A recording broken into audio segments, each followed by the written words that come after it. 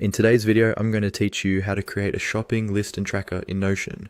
We'll walk through a quick and simple way to add a ready-made template from the Notion marketplace, so you can start organizing your groceries and purchases right away without building everything from scratch.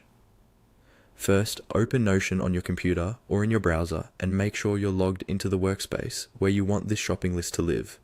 Once you're in, look towards the main navigation where you can discover templates and integrations. Here, you'll find an option called Marketplace. Go ahead and click on Marketplace. This is Notion's dedicated space for browsing templates and tools created to help you with specific workflows like budgeting, planning, and of course, shopping lists. After the Marketplace opens, you'll see a search bar at the top of the page. Click into that search bar and type Shopping List and Tracker in Notion. Take a moment to check your spelling so you get the most accurate results. Press Enter, and Notion will display matching templates related to shopping lists and tracking items.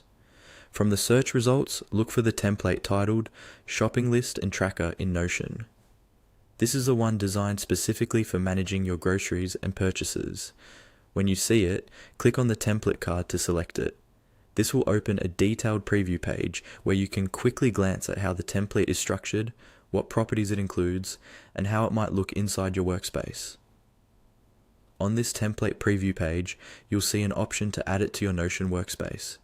Find the button that says Add and click on it. After a moment, Notion will create a copy of this shopping list and tracker inside your own workspace, usually in your private section or in the space you've specified. Once it's added, you can start customizing it.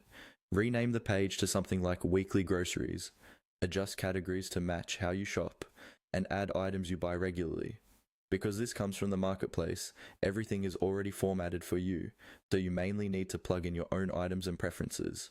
That's all you need to do to create a shopping list and tracker in Notion using a marketplace template.